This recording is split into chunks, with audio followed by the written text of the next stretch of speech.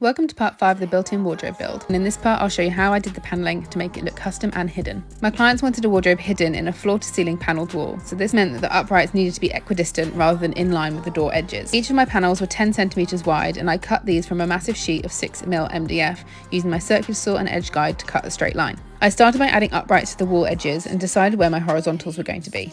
I measured from wall to wall and deducted the number of uprights I wanted. Including the two at the sides, there were 7 uprights. To work out where to put them, you need to take away the total width of the uprights, 7 times 10 centimeters, minus from the total width of the wall to wall, and then divide that number by the number of spaces between the uprights, which would be 6. For the horizontals, I wanted 4 per door, plus the top and bottom. So once again, deduct the width of the panels, 6 times 10 centimeters, from the total height and divide it by the number of gaps, of which there were 5. I did this by using no more nails and 20mm brad nails and my nail gun, using a spirit level to make sure it was all plumb and in line. Where uprights straddled door edges, I cut them again using my circular saw and made sure to fill and sand all seams for a nicer finish. I then went in with my cork gun in all the joins, so between the panelling and the door, and wood filled any gaps between the panels, ready for priming and painting, which I will cover in part 6. To get the edges smooth, you want to sand it, prime, sand again, and prime again.